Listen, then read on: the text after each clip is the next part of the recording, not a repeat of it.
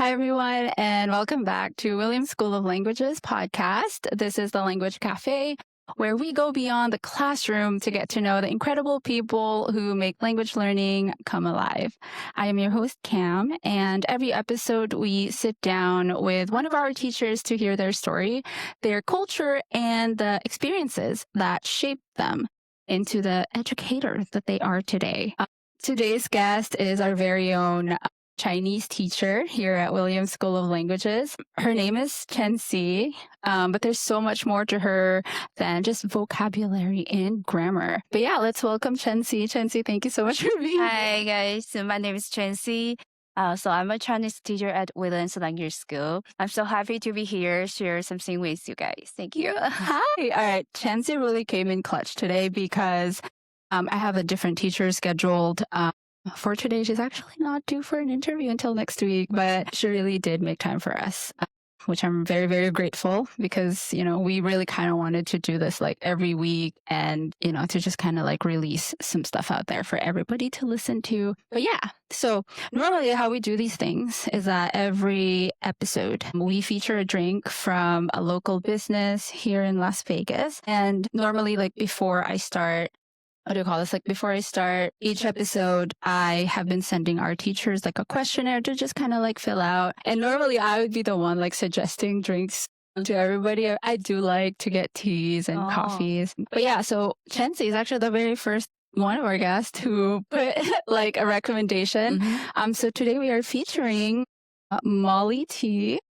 I don't know if you guys can see that. Oh, ASMR. Awesome. Woo. All right. And honestly, I have never heard of this place. So, yeah, Chensi ordered, what is it? Okay, I'm going to get yours first. Oh my gosh, that is so cute. And this is the one I got. Okay, Chensi, tell us about your drink. What is it? It's a pistachio white tropical coconut. It's pretty good. Is it? Yeah. So what is it?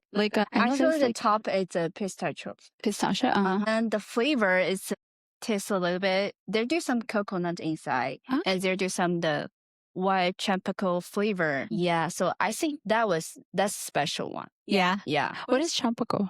I meant to ask that. It's why you just try that? Because I don't know how to describe it.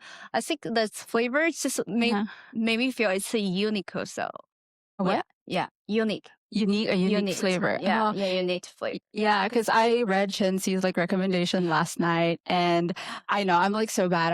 I didn't do my homework, but no, because I looked at the menu because I'm we're gonna have to share something, to drink, and I was there's a lot of drinks there that I don't know what they are, so I'm this is legit. This is an actual is it a Chinese brand? Yeah, it's a Chinese brand. Oh, okay. So can you tell us about it. You've had this. So I guess before we proceed, I normally would have some sort of what do you call that? Icebreaker. But I think the only really thing I know about Chensi, she's one of our newest teachers here in Williams School of Languages. She just came in. Do you remember? This year, March of this year. I think, yeah. When you started. But yeah, so I haven't really had the chance to talk to her outside of school, really. So this is our very first time that we're sitting down. But I know that you're from China. Yes. Originally. And yeah, can you just, I guess, tell us about that? My country? Yeah, from your country. Just growing up there, I guess so those things are the things that I really kind of want to talk about. But I just remembered I haven't really talked about my drink. Yeah. I forgot what I got. But yeah, Molly tea. And we actually, before we get into that, we're going to taste it. And I want you to, I know you've had that drink before. But I got a snowy Dankong tea, and I was going to get the jasmine tea, but I don't really like floral teas a lot. But I know that when I was doing the research, they specialize in floral teas, which is, I've been watching Avatar a lot recently. So The Last Airbender. And have you seen that show? Yeah. Avatar. Yeah. So the uncle Iroh, he likes his jasmine tea. So I was oh, this dude makes me want to try jasmine tea. I've never just really been a fan of that. So yours doesn't come with a straw, or did they give you one? Here, actually I got it, but usually I don't use a straw. I just feel like this. Yeah, I wasn't going to use a straw, but they gave me this one. So I'm going to try it. What I got is cream. Yeah, I think they specialize in the snowy Mekong, which is literally, it's what it is. It's just, But really what it is just whipped cream. I think it's special whipped cream, yes. Special one. I think the special is something on the top. It's the pecan. Yeah. So too bad for people with nut allergies. You won't be able to enjoy it. But this is Molly Tea, and they are located in Jones and Spring Mountain. Yes. And again, our school is actually located right off of Spring Mountain. And when I was going there's a bunch of other like coffee shops that I saw, like matcha place. Yeah. And I think like 2 or 3 coffee shops on my way. So I'm like, I was really excited to try all of them because I've never been to all of them yet. Making it my life's mission to try that. So the top is pistachio. I thought it was like matcha. Yeah. Oh, but actually not. It's not? It's not. It's just pistachio? Okay, I'm going to try this whipped cream because they're really like talking about it a lot. Creamy. Yeah, it's very creamy. It has flavor. Isn't that like vanilla? Do they put in there? I think, yeah, with a little bit vanilla whipped cream. Have you tried this drink before? No. So I really am actually a big fan of, what do you call that? Oolong. Oh, oolong. So I think that's what I got. So snowy Kong tea. But do some oolong tea inside? It is oolong tea. It's a oolong milk tea. And for the first time, I didn't get boba. Like, I'm going to try like this is like on their recommended drinks next to the snowy jasmine. So that's what I got. So I got a little bit of, thank you. Yeah, because I don't have a mic stand today. That is good tea. It's a really good tea. Yeah. Cheers. Yeah. Cheers. I love it. Wow. Pretty good. That's pretty good. Thank you for recommending it. Yeah. You loved it. Yeah, I love it. No, because I'm trying to really cut back on like my really, really like sweet stuff. I'm obsessed with like boba, but like, and you know, honey boba is just like full of sugar. It's almost like 90% sugar. Oh, yes. Yeah. Okay. So I did send Chensi some questions earlier or last night. Okay. But my goal for this podcast really is I don't want it to sound like a job interview or anything. Like, tell me about yourself. No. Really, the main purpose of our episodes is to showcase the teachers that we have here at Williams School of Languages.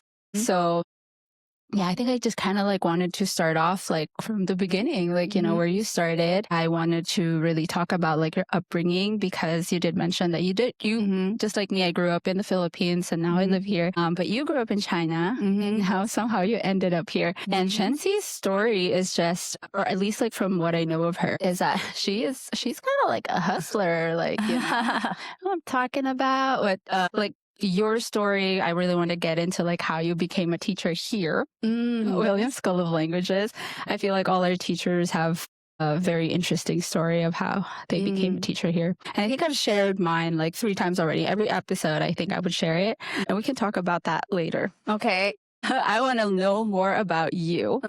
Sorry. I was like, I'm burping. But yeah, let's take it back to from where you're from. I'm from China. You're from China? Yes. Where exactly in China? It's the north part of China. My city is Luoyang. Luoyang? Luoyang. I will do the picture right there. Yeah. Yeah, I can do that. Yes. Okay. So actually, I'm born in a very small village in China. A very small village. Yeah, I think it's very small. Yeah, I spent the whole childhood at the small village in China. So I think I do very happiest. I mean, it's a very happiest day in my life. I lived there with my big family, my grandma, grandpa, mom, dad, auntie, uncle, and cousins. I was so happy. I play with. Yes. Yeah. So, okay. So you grew up there and you said you came from a big family. And from where you lived in China, that's kind of like where everybody is. Yes. Where you are. Wow. How did you end up? Because from what I know of you, you are a teacher in China, right? Yes. So what made you, I guess, like, what made you decide that you wanted to become a teacher? Be honest, at first, I don't have idea. I mean, I have to be a teacher or something like that. After we do 3 grade high school in China. After the 3 grade, we're gonna take the exam like a 高考. After that, we're gonna Scott. You to choose what college you want to go. What major you want to study. So like this. At first, I don't know. Should I be a teacher? I'm not sure. Yeah. I'm confused. Like, which major should I learn? Like the education or the IT about that or something? I'm not sure. At that time, I'm so confused. And my mom said, why just to try the education? Because my mom said, when I was a kid, I always play the cosplay with my friend. And I always choose the teacher to be a teacher. Just stand there, write down something and tell my friend, oh, come on, just follow me. Yeah. I repeat that. My mom said, why just try that? Yeah, I think, yeah, why now? Maybe I will not be a teacher in the future, but why just try that? Yeah. Right?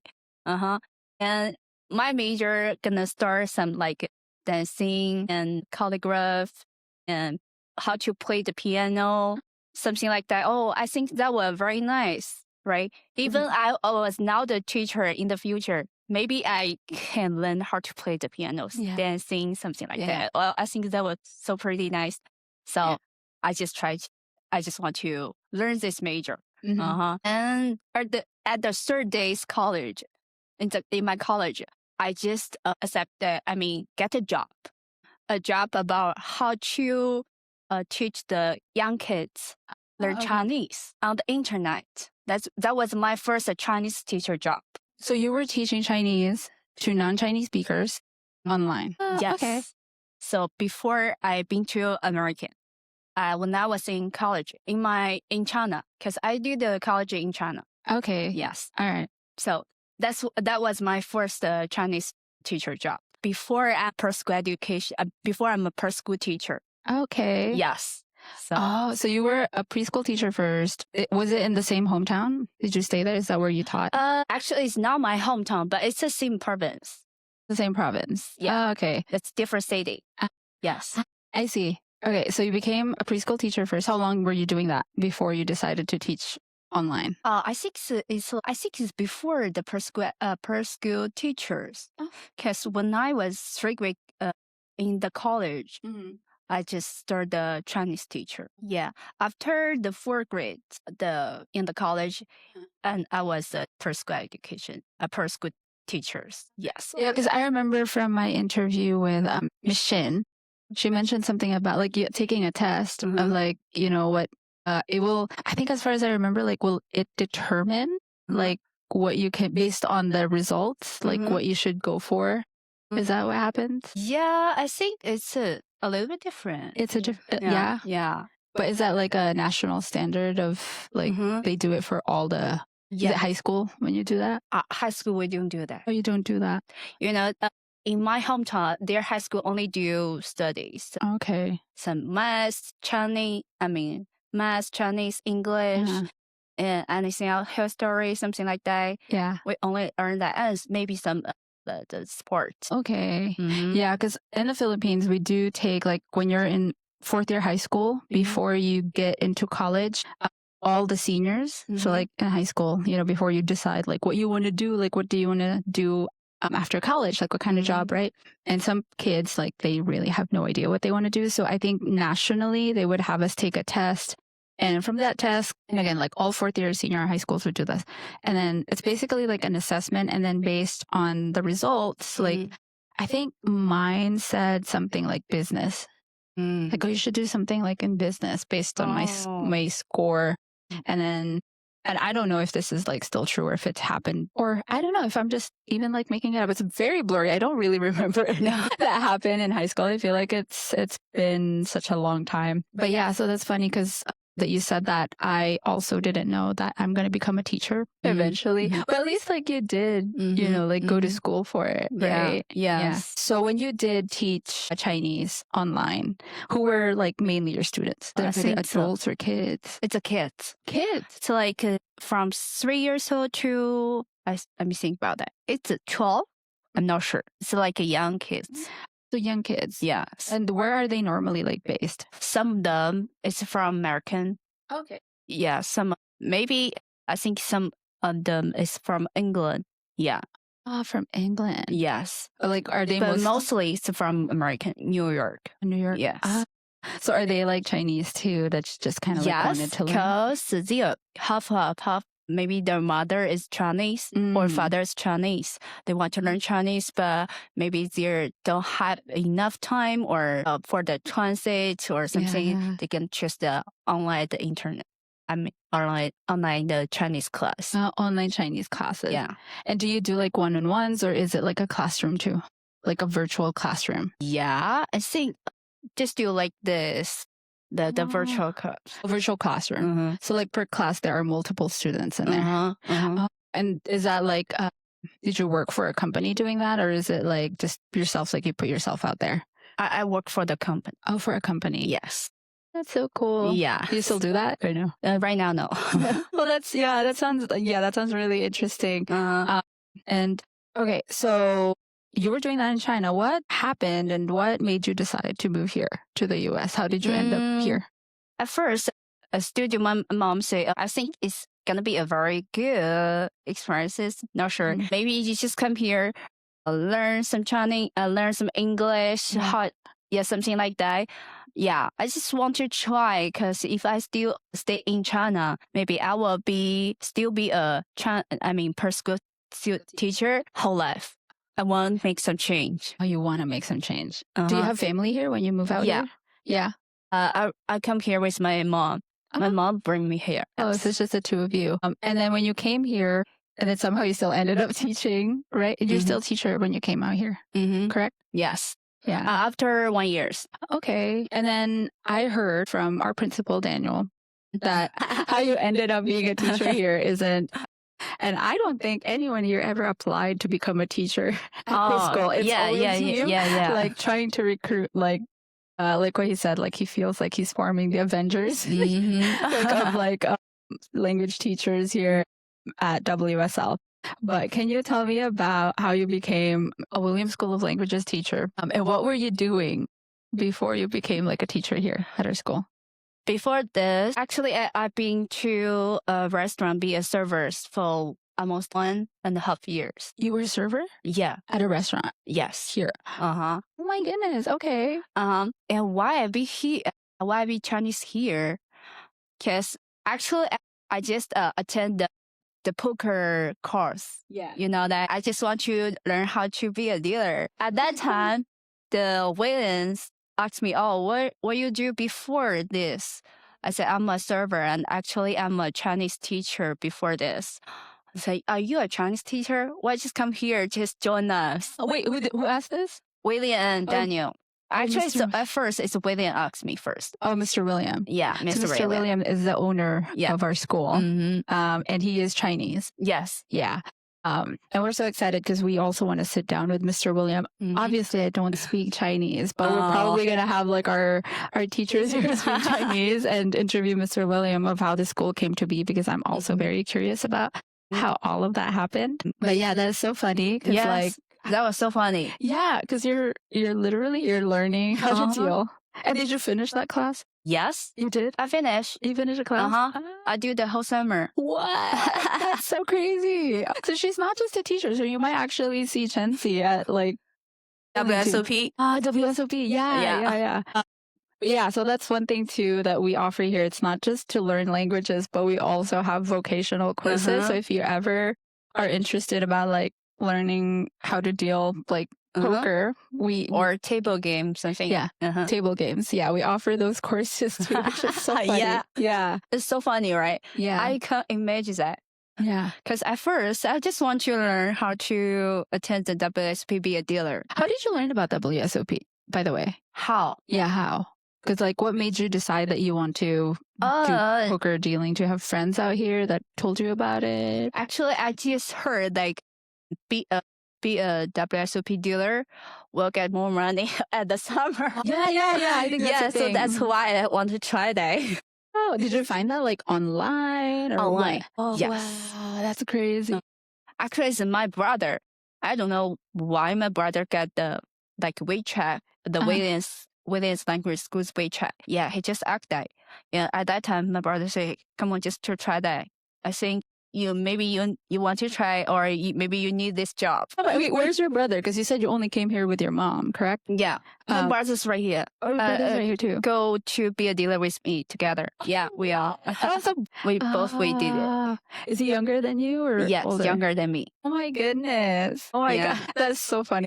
All right. So you guys are doing that and you did the WSOP too, Yes. correct? Oh, how was that? How's that experience for you? Yeah, I think it's not hard. I think Really? just too cold. Their condition is too cold. Oh my God. Like, what do you do when you're like dealing? I know this is like kind of like off topic about like learning languages or teaching it and stuff, but I'm honestly like genuinely curious because as somebody like who lived in Vegas, well, technically I lived in Henderson, but I have never really been like in casinos, like intentionally. I never went there. I do know a couple of people working at the casino who kind of like, yeah, you should learn how to deal. Like, so Yeah. you almost don't do anything, which honestly, I did consider that a night owl. Like, I also don't sleep. What better way to make money than like, to work at the casinos. Yeah.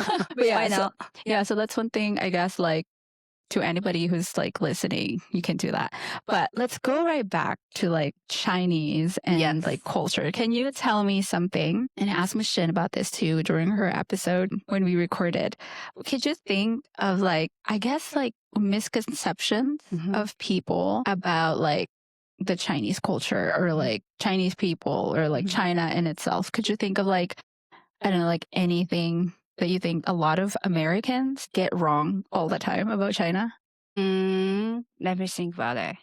Or at least like based on your experience. Like, have you had like people come up to you and ask you like just some weird questions because they found out you're Chinese or something? Or kind of like 0 to 1. So one time I've been to the fashion show. the mall? The mall. Fashion show mall. Okay. Yeah. So a guy just suddenly stopped me and asked question like, are you a Chinese? Yeah, I'm a Chinese. So they said, might I get your Instagram number? So I said, why? I sound so weird, It's a very strange. Why you just directly say, might I get your Instagram number? Yeah. So I just say, why you just stop me? So I think so weird, So it's like, why you just like this attitude? Because there do a lot of liar in China. Wait, what? Excuse me? What did he say? It's like, because there do a lot of liar in China. Liar? Yeah, liar in China. I say, no. I think that was something like some person have some generalization. Something, yes. About China. I think why? That's I just stop it. I'm sorry. I'm so busy. Yeah, no, I can't even like, yes, that's one thing why I also avoid this trip. I don't know why people just kind of like, I'm not saying this to be rude too, because I know like some people are just, some people just try to be nice. And luckily this never almost really happened to me. But I'm just so scared of like people coming up to me like that. It's really scary. Like, and as a girl too, like especially if a guy, like a man comes to me and asks me. Guy. Yeah. And I'm just like, sorry, what? Yeah. But that's a crazy thing. They just ask you if you're like, are you like, you're lying about being Chinese? I have no idea about the question. So I think so where it's like, oh, why you ask this question like this? Because I don't want to give you my Instagram number. Oh my God, I think so. And then he tells you that you're a liar? No, she didn't say I'm a liar. Just say, do you think we are a liar? Because I see. Because I think we are now very, very deep relationship or something like we are not friends even, right? We just have just 1 minute. I mean, like we're literally just meeting very right strange now. for me. Why you just suddenly ask my Instagram? Instagram, and I don't want to give you. You just say that question. I think so. Yeah, what? Yeah. I mean, I think that one's just like I don't know. I feel like some guys sometimes too. They just feel like they're entitled to it, which is weird. They still go hold the GoPros recording something. Oh, he's recording something. Yeah. Oh, okay. Okay. Yeah. So right. Yeah. Oh my gosh, that's so weird. Yeah. No, I feel like we have some really very colorful people here in Las Vegas too, and Yeah, especially like the fashion show mall. It's like right in the middle of the strip too. I feel like everybody goes there. Yeah. I think I've only been to for like however long I lived in Henderson. I think I've been here or like sorry, in the Las Vegas area. I've been here like 5 years in total already. I think I've only been to the fashion show mall like twice, 3 times in my entire life. I don't like going to the strip. I don't like driving there. I don't like parking there. Oh, yes. Yeah, the only time I go like in Las Vegas is if I have family that are visiting and I give them like a tour. Yeah. I have a long time being the Las Vegas Boulevard there. I mean, Yeah. because there's too, usually it's too busy. Yeah, it is very busy. Parking. Yes. Yeah, no, I think there used to be like free parking, but not anymore. Yeah. Yeah, since they started Maybe building. just in 2 hours. Yeah, 2 hours. Like, Or, yeah. what can you accomplish in like 2 hours, you know? But I mean, it's doable, I guess. Like for some people, I can't. Yeah, I can't do that. I can't. I don't enjoy that right there. Yeah. So, yeah, I guess like tell me a little bit more about your teaching experience. So you've taught kids most of your life. Yes. And right now you're teaching adults, correct? Yes. I think actually I teach the kids too. You still teach kids too? Yes. But now you have, so for the most part, when you were starting out, it's always been kids. And now you're starting to teach adults. Yes. Can you tell me the difference of like teaching a kid versus teaching an adult? Like what is like the biggest difference that you notice? And what is it that you like about the one group versus like what's good about teaching kids versus what's good about teaching adults, or like what's bad about teaching kids and what you do not like about teaching adults? I think actually it's a very, very different because, because, the kids, really you need to tell them, hey, honeys, you need to do this. And for something like write down something for what time, how many times. And you need to let them down, oh, what's this? And like very carefully and encourage them, do that. Come on, you can do that. And your homework, you will do that. It's not hard for you guys. Something like that. But for adults, they are want to learn Chinese. It's different. Maybe for the kids, they just their mom, dad push them. Come on, just learn the Chinese. Kind of like they have no choice. Yeah, they have no choice. You have to do that. But the adults, they want to learn Chinese. That's different, I think. Very different one. Yeah. So that's like one thing that the difference that you notice. What about like the challenges of like teaching adults versus like kids? Is there like a specific thing that you like more about like teaching kids, or you like more about teaching adults? Because to me, I've never professionally taught kids, but I can kind of like understand what you're trying to say with, just do this. And, they have no choice, but they just got to do it. But like, what about, I want to talk about like the challenges and I think for you too, because you're bilingual, right? You speak Chinese and English. And I guess this is also mostly just like for me trying to learn from my fellow teachers too, of like tips, tricks, or strategies that you do when you're teaching like adults a new language. Because just yesterday, like I was telling my husband, I felt really discouraged because one of my students were saying like, she's like part of like the class. And she said something like, is it just me or is nothing like sticking? And I'm just like, oh, like as a teacher, I'm like, wait, I'm not doing a really good job if nothing is sticking. Like, what can we do like better? Because to me, a lot of like my teaching style is based on my experience, like learning the language. Because I never really spoke English. Like they kind of teach us English in the Philippines at an early age. But to get to like the level of fluency that, I have right now, I feel like I did put a lot of work into to reach that. But yeah, just to hear like my students say like, oh, nothing is sticking. I don't know if you've ever had that happen to you with an adult learner. So yeah, could you tell me something about like your challenges, I guess, in terms of teaching adults? And what do you do normally when? So I think teach adults, so they need more way to learn. So not only on the class, maybe you need to recommend something like a YouTube or some apps or something like that, or to help them to learn Chinese. And they want to know about more Chinese culture or something like that. But for kids, you just like take care the houses first and then learn something like a Chinese something and know some the culture. And I think the feeling is pretty good for kids. Yeah.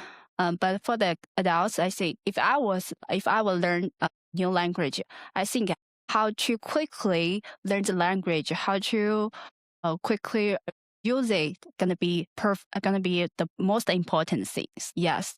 So in my class, I think the challenge is there do some lots of question about the class, about the Chinese culture, how to let them know the true one, how to express them. I think explain them. I think that's the big challenge for me. Yes. Like explaining. Yeah, explaining rules. something. Yeah. Okay. How do you normally like?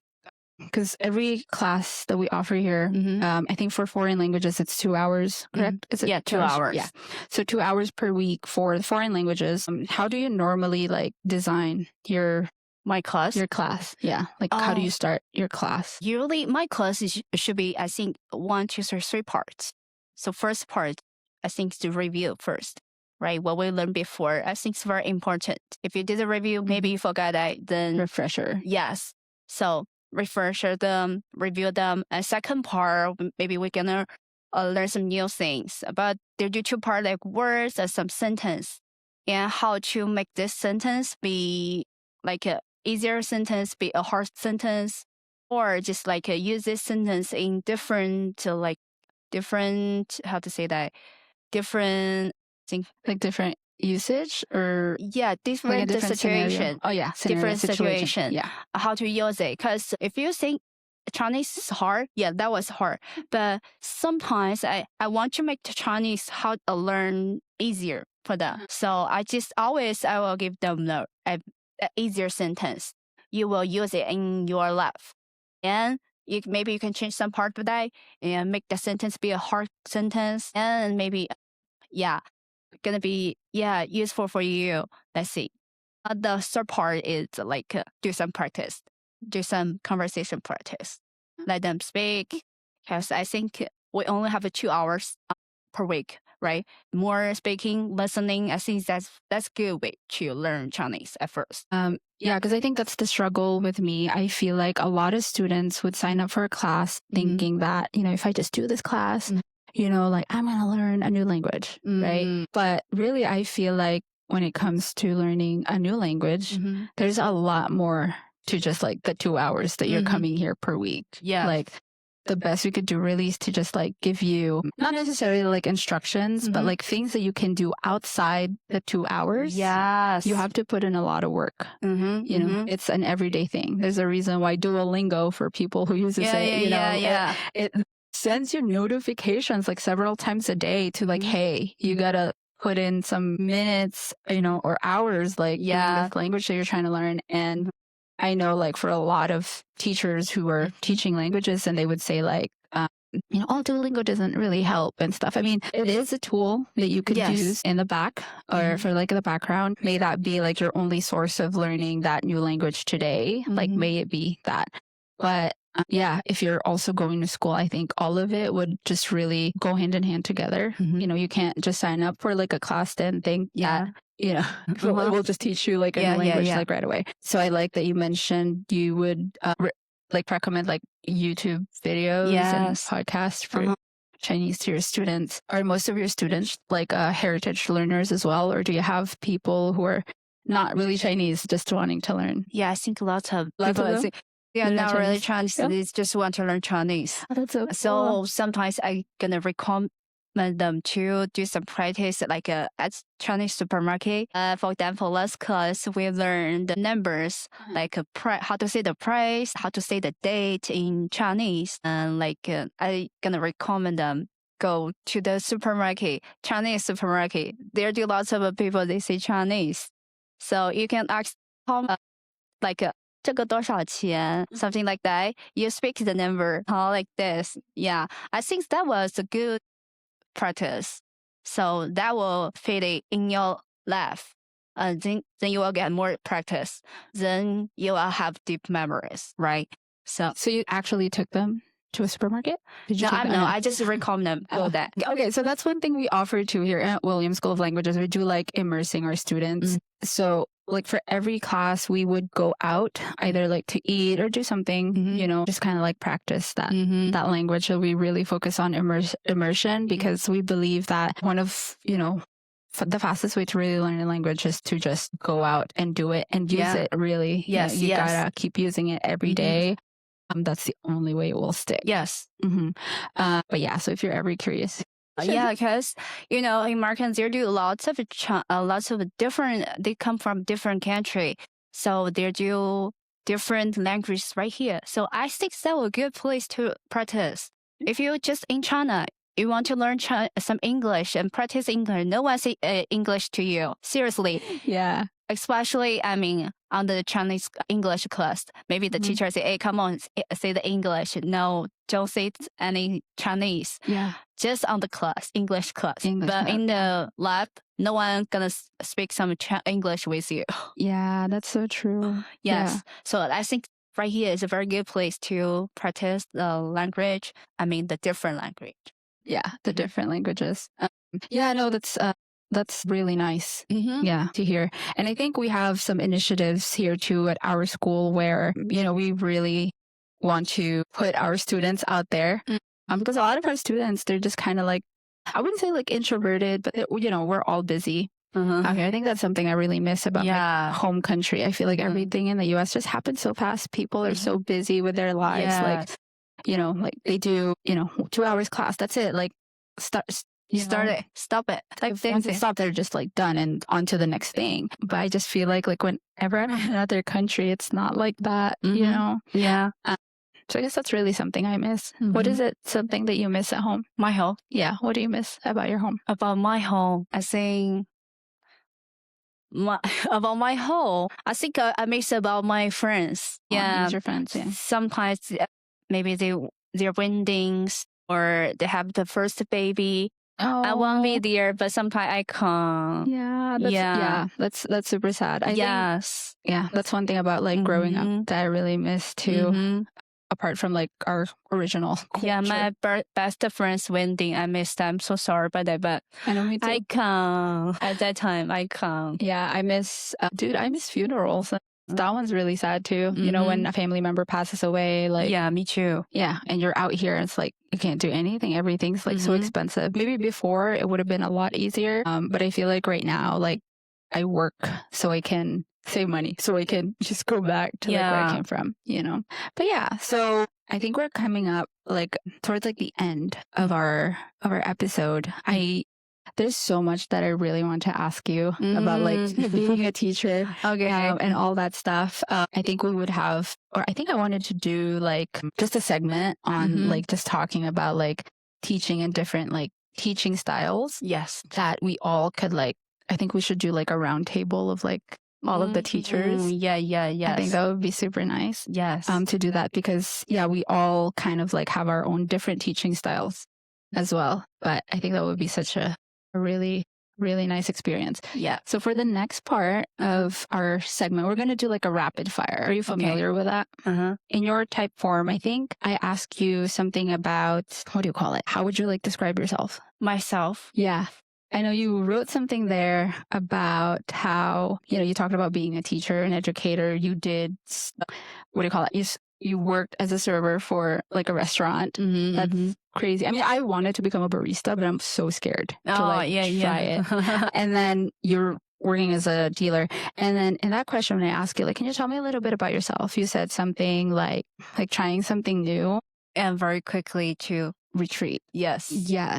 Can you tell me like about that? Like, why is that? I don't know. I feel like there's just so much there when you said that. I think that is such a great skill to have, like to just try new things. I think in my life so far, I have lots of chance to like, I want to try, but I just think, oh, maybe I can't do that. I will give myself lots of questions like, can you do that? Can you do that very well? Something like that before I start. So that's why I said, oh, I prefer to try, but I'm going to be very quickly to give up. Yeah. Yes. So I was so appreciate my mom. So my mom always encouraged me to come on, just try that, right? Yeah. If you can get it, just keep it. If you know, it's a encouragement. Yeah. Right? Just try something like that. Oh, that's encouraging me to try that. I think that was a very nice sentence to describe me. Like, just want to try, but always quickly to give up like this. Yeah, to like just retreat if it's not working out. You know, I think that's a good thing, especially like for people who are constantly like asking like, oh, what if I became this? Yeah, like this? kind of like Yeah, okay, like dip your toe into it, just try it. And if it doesn't work out, then you can always leave, right? And I know some people would say like that's something easier said than done. But yeah, I really like that. What makes to mom? Yeah, yes. You. Mom, so appreciate my mom. I love that. I hope she's listening. Like a Superman in my eyes. I mean, in my view, it's a Superman. I love that. I love that so much.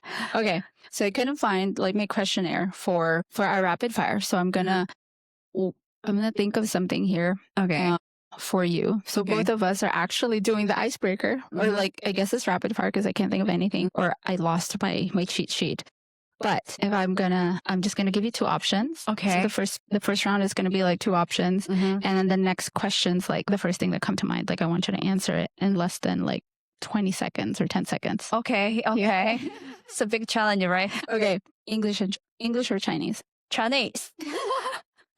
USA or China? So far, USA. Really? Yes. Wow, that's surprising. Okay. Your favorite Chinese saying? Saying. Yeah, saying like a quote, I guess, or something like in China. Oh, like a 喜恶同源. What does that translate to? That mean like they do something like you like a part or your hate part is maybe it comes same place. Oh wait, what? Like maybe for example, the something like you hate it or you like it, maybe they come the same place. Like come from the same place. Yeah, that's a saying in China. Yeah. How do you say it? 喜恶同源. 喜恶. Mm-hmm. 同源. It's a sing. You say sing, right? Sing song. Oh no. Or like a song. Like a song. Or sing song. I meant like a saying. Saying. Oh no, saying. Yeah, that was. No, I was thinking something about like, like in the US, they would say like, Nike, the brand. Nike. Yeah. Their slogan. I don't know that. Just do it. Just do it. Oh, it's kind of that's like it's different. Yeah. So like that's a saying. Saying. Oh, yeah. Saying. That was I like that like 喜恶同源. Okay, so that's also a song you mentioned. It's not a song. It's not a song. Yeah. Okay. Yeah, it's not a song. I just make sure it's the singing, right? Not the song. Yeah. Yeah. Okay. Yeah. See, this is like so. I think like for people who can speak like two languages, it's really amazing. Yeah. Because now we kind of like have a medium to where like we can kind of like understand each other, even though we're originally from two different places. And yeah, and I think it works both ways too. Like imagine if like I can actually speak like Chinese, but like, that's like a second language. I don't know. I just feel like learning a language is such a really great skill to have. And, if you're ever like thinking of learning a new language, you probably should. It's great. I feel like it really connects even more. Yeah. Really good way to kind of like get you out of your bubble and stuff like that. Okay. So that was the thing. So you said 喜恶同源. 喜恶同源. Yes. Yes. See, I should learn Chinese. Yeah. That was my, yeah. I love that. Okay. I wanted to ask something else. Favorite Chinese food? For Chinese food. 饺子. Dumplings. Dumpling. I was so love dumplings. Dumplings. Yeah. Actually, seem like a 包子. The bone. 包子. Oh, I've so loved them. In the Philippines, we call it 小包. 小包. 小包. 小包. Oh, so like kind of like a 小笼包. 小笼包. I guess so. Yeah. Yeah. I mean, we've been, we're also like the Philippines has Chinese influences as well. Yeah. So that's why we have like the Shanghai, like spring rolls, which is the lumpia. We call it lumpiang Shanghai, but it's like from China, really. But for some reason, like Filipinos thinks it's theirs. But yeah. So you said 小小包. Yeah. 小包. Oh yeah, it's kind of like 小笼包. 小笼包. I think that's where it's from. Yeah. Oh, bao, right? Yeah, it's a bao. It's a bao. And it has like pork inside or We have pork. We put pork or like pork, maybe some vegetable, Yeah. beef, something like that. Yeah, I think I've ever had anything else. I've always had the pork marinated. Okay. Next time, if I do a different flavor bowl, I'll bring you something. Yeah, make it yourself. I can. But it's always too much time. So maybe 4 hours. So sometimes I don't want to. Yeah. But yeah. Yeah, I have one friend when I was in college who would just buy like the bao itself. There's nothing inside it. Mm-hmm. Also like a mantou. What was it? Mantou. Just a bone, just nothing inside. Yeah. Just mantou. Oh. So I think the first time we did it, he bought that, and then we deep fried it. We do Friday, but I think the steam one is my perfect one. Yeah, I know, me too. Like, but this one's interesting because I've never had it fried before. So my friend in college, he would, I think he would steam it first so it's soft, and once it's soft, like he deep fries it. Oh yeah, so like it's crunchy like on the outside, and that was inside sweet, so soft, and we dip it in too much sweet. Yeah, but dude, I really like super soft stuff, so that's really really good. Yeah. Okay. So now last rapid question you can think of. What is something that you don't like about, I guess, like growing up in China, if you can name one? I don't like growing up in China. Or something that you don't like about growing up there, I guess. Can't like in China, especially in my provinces, we are so much comfort the sport at my province. In your province? So, at my province, we were so much take care the scores. What's a that? point like a score. Yeah, we were too much focused on the score in my province. Yeah, because in my province there do lots of people every year to attend the 高考. But maybe just a few part of something. Students, they can get some very nice university, even they get very high scores. So you don't like that you guys focus so much on the I don't like that. You don't like that? I want to try. You can try to dance, something like that. Other hobbies, not only the scores. You always stay in your classroom. I think the score is very important, but not only that. Yeah, that's what I hate in my. So like just focusing on like the academic part of it without like, because I think what you're trying to say is like the art stuff, right? Yeah. Only focus on like book smart. Yeah. Focus on like the academic part of it as opposed to like being able to express yourself. Okay. So I think my major in the college, that was a pretty nice choice that I can, I will know how to play the piano, how to dance, something like that. I have very different experience. So I think that's why I chose the major. In education. Yeah, I just want to try that because before that I never tried. Yeah. Oh, is that what your mom said? Like, yeah, just try that, right? Just try. So because I'm now grow up in a very much money family. So at first I think it's like a poor family. My mom don't have any extra money help me to attend the dance class like that. Yeah. So at first I don't think I'm a very good student. Before second grade in high school, before second grade, suddenly I get a 3 grade at the exam. Yeah. I get 3 grade. I was so surprised that how can I do that? After that, my teacher think maybe I'm a good student. I'm so good at learning. So they at that time they just made if you just any question, come on, just tell me and I will help you. But before that, no. So that's why I decided. I said so we do too much to focus on the scores. The scores. Yeah. Yeah. No, that's good. I also like. I can, how do you say it? I understand like where you're coming from too, because I feel like that really puts a lot of pressure like on the kids sometimes Yes, too. yes. I feel like we're putting so much on like so little like children, like their brains are not even fully developed yet. We're like trying to stress them out like with all these like test scores and stuff, which I mean, I guess, kids are very resilient. But yeah, I think to me it's all about like balance. Like it shouldn't all we just need to be balance. like that. Because we're each and every, like, especially like learners and kids, we're all different. We all have like different learning styles. So just to kind of like focus on one thing, I think gives other kids like a fair disadvantage, especially like if they're, good at other things. Yeah. Right. So yeah, that's a theme like what I said before, the 习物同源. You say if you just forecast the score is good.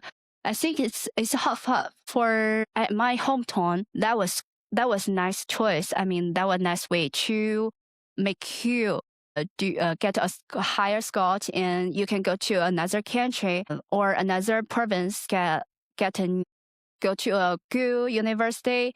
Yeah, you will know something more about something like the lab or something like that. You can try something, but if you didn't get the highest score, maybe you will live in my hometown. Maybe you just can try go to a different city to do something. Yeah. Okay. Yeah. Well, that's our like rapid fire round. I know it's not very rapid because we kind of like talk a little bit about towards the end, but I guess to kind of like end us off, what is something that for all of the listeners right now that we have, and I'm sure most of them clicked on this because they wanted to hear, or they wanted to learn Chinese, or they want to learn the language, because we're also planning to like put this whole thing like in your teacher profile. I think that would be really nice. But yeah, what do you want like our listener, to whoever is listening right now, what do you want them to take away from you, I guess? And I think when you answer this question in in my questionnaire survey, you said something like Trust myself. Yeah, just trust yourself. Yeah, that's the advice. Like, yeah, what do you want to tell them? For anyone who's been thinking about learning Chinese, but I guess like, right now they're kind of like, I don't know if I should do that. What would you say to somebody to kind of like encourage them to try it out and let them know like how can they find you if they want to become like their teacher? But yeah, let's first start off with like your advice and tell them where they can find you. My social security number. Security number. number. What does that mean? No, I mean like here, like at this school that you're teaching, right? So just tell them like, I guess like your advice, because if they want to learn Chinese, you said like trust yourself. If you want to like expound on that or like add to it, and that we're here. We are here. Yeah, we're here. Williams School of Languages in Las Vegas, Nevada. We're currently, I don't know. This is something that it's another project that I probably should really spend some time on, but eventually I kind of wanted to offer something like, what do you call that? Like online as well. So kind of like similar to what you were doing, for us to have like an online presence. So for people who are not in Las Vegas, because I think that's kind of like our main selling point here is like, we have an actual school where you can actually like talk to your teachers and you have classmates and, but our school is actually growing and sometimes we run out of seats for like each semester. So kind of, I think it would be good for us to have some sort of like, like an online thing just for the school. But yeah, I guess like just coming back, what do you want to tell somebody who wants to learn Chinese, but they couldn't get themselves to like do it, or they're doubting themselves that they're going to learn Chinese? Yeah. Oh yeah, we have to. Yeah, our TikTok. I just follow our Williams Language School's TikTok. Maybe you will find my account. Yeah. We have TikTok, we have Instagram if you want to reach us there. I know Chensi released some videos there as well. Yeah. To kind of like encourage you. But yeah, what do you want to tell somebody who wants to learn Chinese? Just do it. Yeah, I think learn Chinese is a very fun thing. So even everyone think that Chinese is a hard language in the world, but I don't think so, because I will make the Chinese be easier to you guys. Just like, I think that will be easier to you guys to learn Chinese, and you will find the fun in the Chinese with me. Yeah, I've been actually thinking about taking Chensi's class for next semester. I think I will sit in on that one. But okay, before we officially end, how would you say goodbye in Chinese? 再见 Wait, what? 再见 见 Yeah 再见再见见见再见再见 Thanks so much for listening, guys. And yeah, if you have any questions or what kind of conversations you want us to talk about here, I wanted to really just do this whole podcast thing to share to our students as well. One, for them to learn more about their teachers, but also eventually we'll try to release some educational material for our students so that they have something to listen to on their way, to their class or on their way home, or and this is not just for our students, but literally for everybody who's been thinking about learning a new language. But yeah, you can find us here at Williams School of Languages. We are located in Las Vegas, Nevada. And if you're ever wanting to learn Chinese, we have Miss Chensi. And yeah, we're excited to meet you. If you're ever interested, give us a call, send us a message, like us wherever you're listening to this. I think this will be on YouTube, Spotify, and Apple Podcasts, at least for now. If you made it this far, thank you very much for listening, and we hope to see you next time. Bye. 再见再见